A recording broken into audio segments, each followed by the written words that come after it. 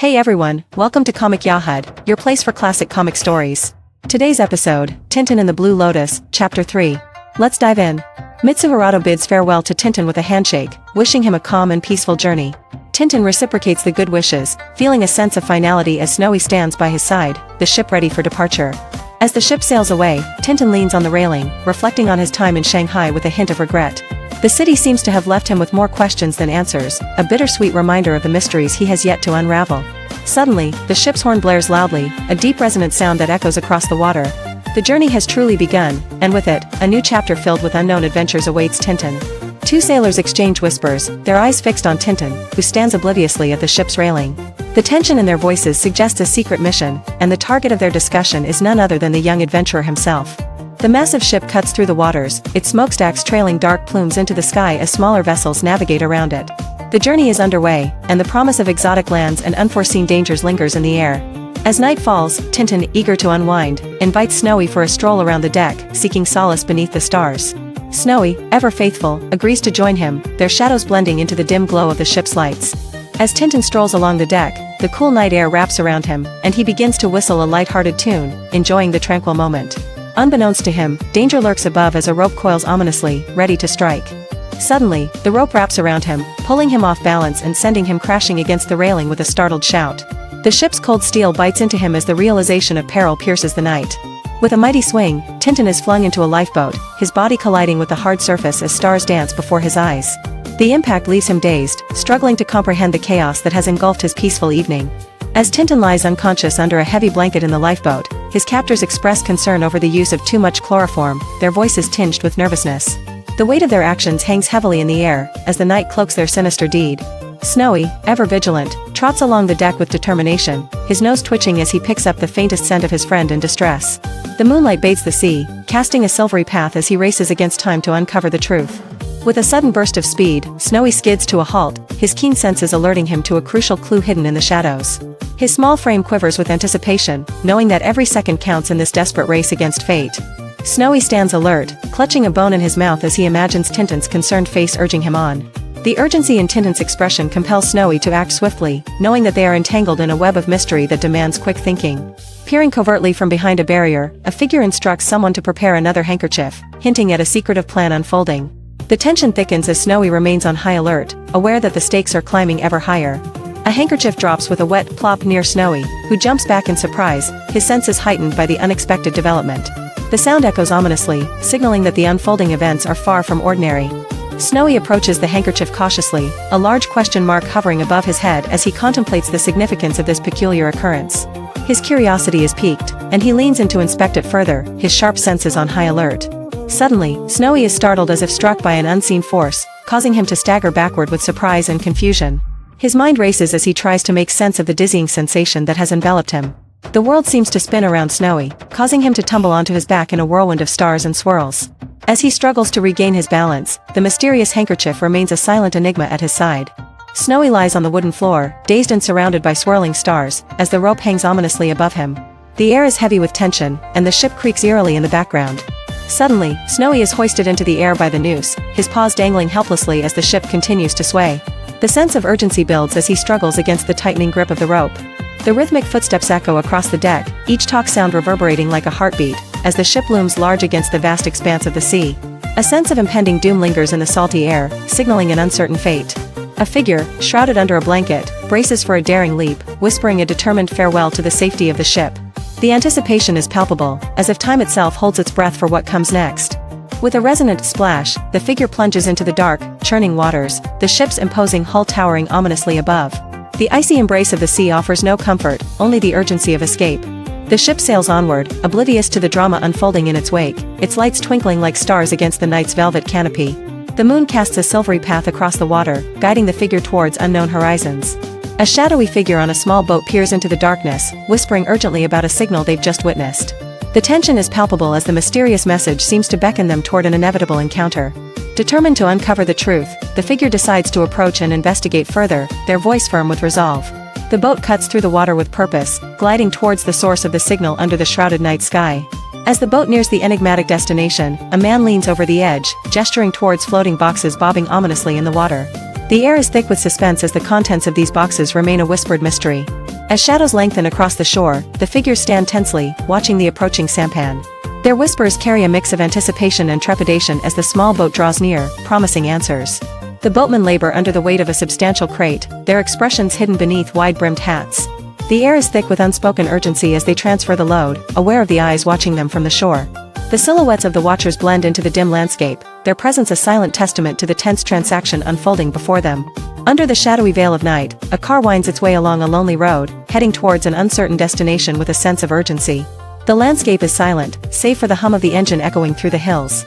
As dawn breaks, Tintin awakens in a foreign room, the soft light filtering through the curtains casting gentle patterns on the walls. He sits up quickly, the memory of the previous night's events lingering in his mind like a distant echo. Tintin, now dressed, turns to Snowy with a puzzled expression, reflecting on the bewildering transition from the ship to this room. He voices his thoughts, seeking solace in Snowy's company, as the mystery of the sudden change weighs heavily on his mind. Tintin steps into the room cautiously, with Snowy by his side, both bewildered by their unfamiliar surroundings. He voices his confusion aloud, questioning where they have ended up, as an air of uncertainty hangs heavily in the air.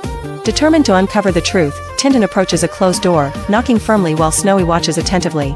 His words carry a sense of resolve, promising that answers are just within reach. Relief washes over Tintin as he spots someone inside the room who might provide the answers they seek. He steps forward, ready to engage, the mystery of their location lingering just a moment longer. Tintin approaches the man with a polite inquiry, his voice carrying a mix of hope and urgency. As the man turns around, Tintin suddenly cries out, "The madman! Shanghai!" recognizing him from an earlier encounter. Suddenly, the man brandishes a sword, threatening Tintin with a chilling ultimatum if he fails to find his way. The tension escalates as Tintin, with Snowy by his side, faces this unexpected peril once again. As Tintin stands tense, a commanding voice pierces the air, demanding an abrupt halt to the chaos. The man in the doorway, dressed in traditional attire, wields authority, momentarily quelling the threat. The authoritative figure orders the assailant to leave and behave, casting a watchful eye over the room. Tintin, now in a moment of reprieve, watches the man reluctantly obey, the sword still a menacing reminder. The elder introduces himself as Wang Qinyi, revealing that the man Tintin encountered was his son, once entrusted to protect Tintin, but driven mad by their enemies. In that moment, he realizes with astonishment that Wang Qinyi's son had actually saved him, first from a hidden gunman, and now from poison tea. So it was him, he exclaims, the truth hitting him like a jolt. Tintin, trying to make sense of the situation, acknowledges the debt he owes for his life being saved. He questions why he was under surveillance and why his journey has been obstructed, his mind racing with confusion and urgency. Wang Qinyi apologizes for the harsh methods, explaining that the telegram was a ruse to keep Tintin in Shanghai for his own safety. The elder reveals his son's failed attempt to warn Tintin, urging him to remain in China as danger looms. Tintin, bewildered and hesitant, questions why he must remain in China, while Wang Qinyi, with a reassuring gesture, invites him to follow, promising clarity ahead. Tintin instructs Snowy to stay behind and behave as he follows Wang Qinyi through the door, his heart pounding with anticipation. The loyal terrier watches them leave, his eyes filled with worry for his master venturing into the unknown. As they enter a new room, Wang introduces Tintin to three gentlemen, bowing respectfully, whom he describes as invaluable allies. The tension slowly eases as Tintin senses the presence of friends who might hold the key to his survival in this perilous journey. Wang, with a solemn expression, sits across from Tintin at a table, ready to reveal crucial information that could alter their path. The room is filled with an air of anticipation as Wang prepares to explain the intricacies of their mission. Wang reveals to Tintin that they are in the headquarters of the Sons of the Dragon, a secret society fighting against the opium menace, and mentions Mitsuhirato as their greatest adversary. Tintin, shocked, echoes the name Mitsuhirato, realizing the depth of the conspiracy against them. While conversation in the room, the son walks the hallway in determined look, wielding a large sword. As the sword-wielding son approaches, Snowy senses danger and questions the stranger's intentions, adding to the tension. In a dimly lit room, an elder reveals Mitsuhirato's sinister reputation, describing him as a formidable and evil force in China. Meanwhile, Mitsuhirato makes a clandestine call to Tokyo, surrounded by a list of opium shipments, suggesting a web of illicit activities. The stakes rise as the scale of the operation becomes apparent, intertwining their fates with a dangerous network. Mr. Wang, with an air of grave concern, reveals the sinister alliance between a spy and opium smugglers, spreading their poison throughout the world, especially in China. In a stark contrast, another man in a suit, his voice tense and guarded, answers a call from Tokyo, acknowledging the person on the other end. The conversation hints at clandestine operations, sending a shiver of foreboding through the air as secrets are exchanged. Continuing the conversation, Mitsuhirato assures his superior that all is well, detailing how he manipulated Tintin's journey with a forged telegram. His voice tinged with urgency, he recounts the interference by the Sons of the Dragon and the drastic actions he was forced to take, painting a picture of deceit and manipulation. In a room shadowed by intrigue, a man speaks into the phone with confidence, promising rewards for success in a mysterious mission. The promise of the Order of Fujiyama hangs tantalizingly in the air, a beacon for the ambitious. His voice unwavering, Mitsuhirato assures his superior of his impending success, contingent upon well-organized propaganda. With a firm goodbye, he sets the wheels of his plan in motion, confident in the web of deceit he has spun. Meanwhile, an elder recounts a tale of thwarted communication, revealing the reach of Mitsuhirato's spy network that drove their messenger to madness. Tintin sits at a table with Mr. Wang, sipping tea as the elder suddenly exclaims, causing Tintin to identify Snowy outside. The air is thick with tension as the realization of Snowy's presence hints at a deeper trouble lurking nearby. The son rushes through a hallway, mischievously carrying Snowy under his arm, a malicious grin on his face, suggesting ill intent. The urgency in his steps echoes the danger Snowy is in, intensifying the need for swift action. Tintin, alarmed, rushes to find Snowy missing, his voice filled with worry as he alerts the others. The group behind him shares his concern, their expressions mirroring the urgency of the situation as they realize the gravity of the disappearance. In a dimly lit room, a menacing son stands before Snowy, who is tied to a chair, ominously declaring plans to help, with a sinister undertone. The son's words hang heavily in the air, implying a dangerous intent as Snowy remains helpless. With a chilling smile, the son emphasizes the sharpness of the blade, raising it in a threatening manner toward Snowy. The tension in the room thickens as Snowy trembles, sensing the imminent danger. Meanwhile, Tintin, filled with urgency, follows Mr. Wang, who suggests they search his son's room. Mr. Wang knocks on his son's door with urgency, calling out his name, while Tintin stands beside him, his expression filled with anticipation and concern. Inside, Wang's son holds a large sword and gestures towards Snowy, who is tied to a chair, suggesting an ominous experiment.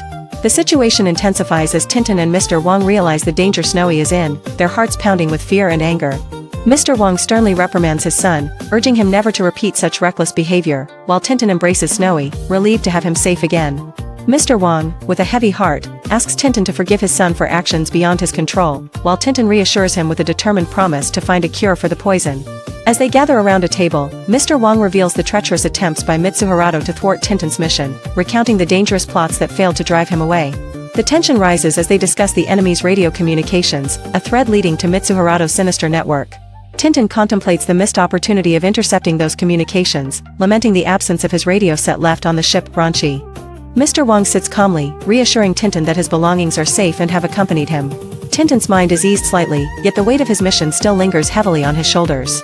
Tintin eagerly shares a cryptic message he intercepted once, filled with seemingly nonsensical words. Mr. Wang listens intently, his curiosity piqued as Tintin reveals his struggle to understand its meaning. With a spark of triumph, Tintin explains how he unraveled the secret by using the first letters of each word, deciphering the hidden command. Mr. Wang nods, acknowledging the cleverness and significance of Tintin's discovery. Tintin's excitement grows as he deciphers another clue, suggesting the message might be Japanese, when suddenly a signal catches his attention. The cryptic message is revealed, each word holding a part of the puzzle that Tintin is eager to solve. The tension mounts as the hidden meaning seems just out of reach, waiting to be uncovered. Tintin suggests taking the first two letters of each word, revealing the phrase, Blue Lotus 10 tonight, but its meaning remains elusive. Mr. Wang's revelation about an opium den named Blue Lotus in Shanghai is met with determination from Tintin, who vows to investigate that very night. As darkness envelopes Shanghai, the Blue Lotus stands illuminated by a solitary lantern, casting an eerie glow on the street. Thanks for watching Comic Yahad. Like, subscribe, and catch you in the next chapter.